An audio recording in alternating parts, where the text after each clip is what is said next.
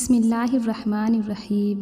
تم اپنے مال کے ذریعے لوگوں کو خوش نہیں کر سکتے، لہذا خندہ پیشانی اور حسن خلق کے ذریعے انہیں خوش رکھا کرو۔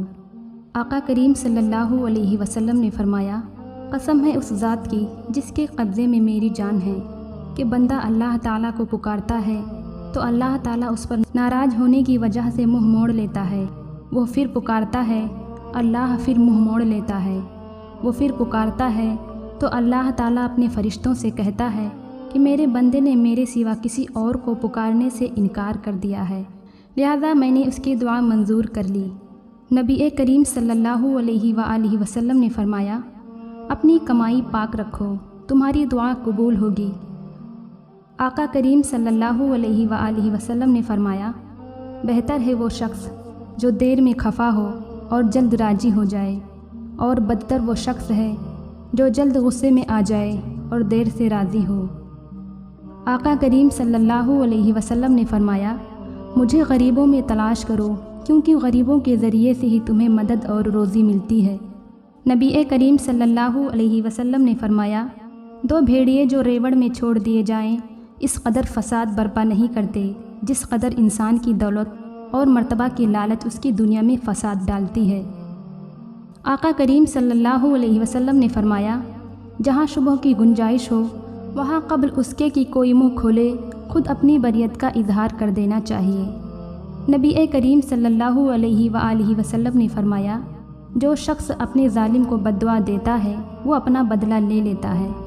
آقا کریم صلی اللہ علیہ وسلم نے فرمایا، جس نے جنگل میں سکونت اختیار کی وہ علم و عقل سے خالی رہا، جو شکار کے پیچھے لگا رہا وہ غافل ہوا، جو امرا کے دروازے پر آیا وہ فتنہ میں پڑا، جس قدر ان کے نزدیک ہوا اتنا ہی خدا سے دور ہوا۔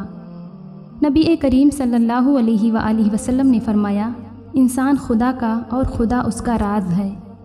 نبی کریم صلی اللہ علیہ وآلہ وسلم نے فرمایا، جو قاضی بنایا گیا اس کی حالت یوں ہوئی کہ جیسے بغیر چھری کے ذبح کیا گیا۔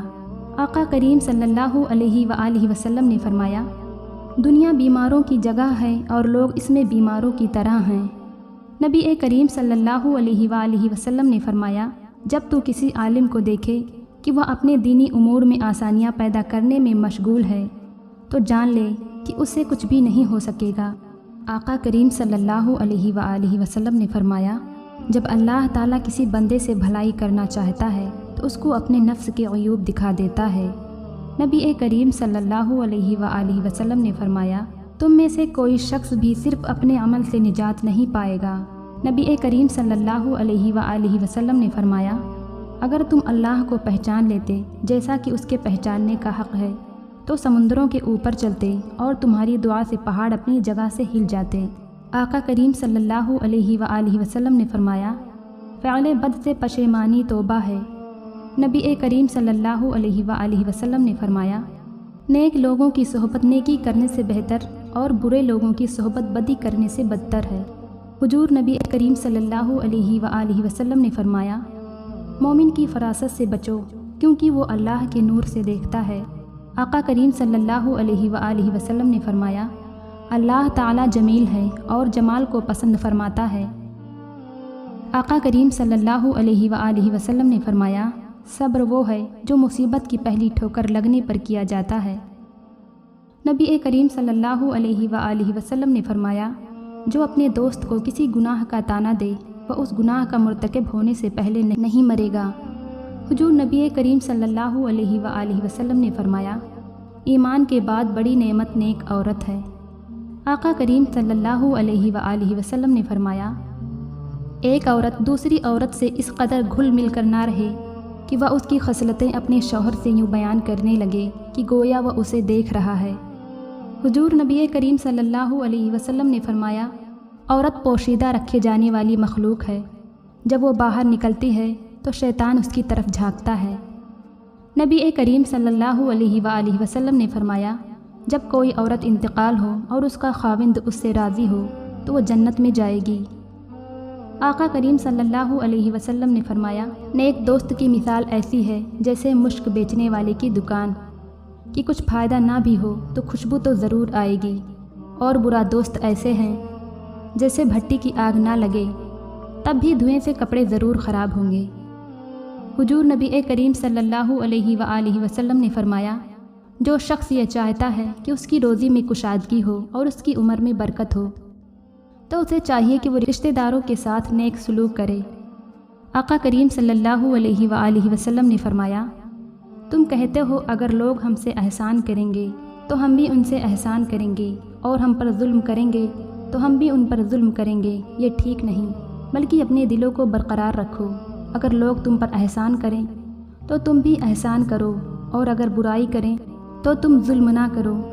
حضور نبی کریم صلی اللہ علیہ وآلہ وسلم نے فرمایا، جس شخص نے شہرت کے خیال سے کوئی کپڑا پہنا تو قیامت کے دن اللہ تعالیٰ اس کو ذلت اور رسوائی کا لباس پہنائے گا۔ آقا کریم صلی اللہ علیہ وآلہ وسلم نے فرمایا، مسلمانوں کے راستے سے تکلیف اور ٹھوکر کی چیز ہٹا دیا کرو۔ آقا کریم صلی اللہ علیہ وآلہ وسلم نے فرمایا، کسی شخص کے لیے جائز نہیں کہ اپنے مسلمان بھائی سے ناراض ہو کر 3 رات سے زیادہ ترک ملاقات کرے۔ جب وہ دونوں ملیں تو ایک دوسرے سے منہ پھیر لیں۔ ان میں سے اچھا وہ ہے جو سلام کرنے میں پہل کرے۔ حضور نبی کریم صلی اللہ علیہ وآلہ وسلم نے فرمایا، جو شخص گھر میں جھانکے اس کو گھر میں آنے کی اجازت نہیں دینی چاہیے۔ نبی کریم صلی اللہ علیہ وآلہ وسلم نے فرمایا، جو شخص محض اللہ تعالیٰ کے لیے یتیم کے سر پر مہربانی سے ہاتھ پھیرے گا تو ہر بال کے عوض اس کے لیے بھلائی ہوگی۔ ہمارے پیارے آقا صلی اللہ علیہ وآلہ وسلم نے فرمایا، اللہ کے نزدیک سب گھروں میں محبوب تر گھر وہ ہے جس میں یتیم کی عزت کی جاتی ہے۔ نبی کریم صلی اللہ علیہ وآلہ وسلم نے فرمایا، 3 قسم کے آدمی جنت میں داخل نہیں ہوں گے، ایک دھوکہ دینے والا، دوسرا بخیل، اور تیسرا احسان جتانے والا۔ حضور نبی کریم صلی اللہ علیہ وآلہ وسلم نے فرمایا، اپنے مہمان کے ساتھ دروازے تک جانا لازم ہے۔ ہمارے پیارے آقا صلی اللہ علیہ وآلہ وسلم نے فرمایا، بدگمانی سے بچو، کیونکہ بدگمانی بڑی جھوٹی بات ہے، اور کسی کی بات چھپ کر نہ سنا کرو، اور کسی کے عیب کی جستجو نہ کیا کرو۔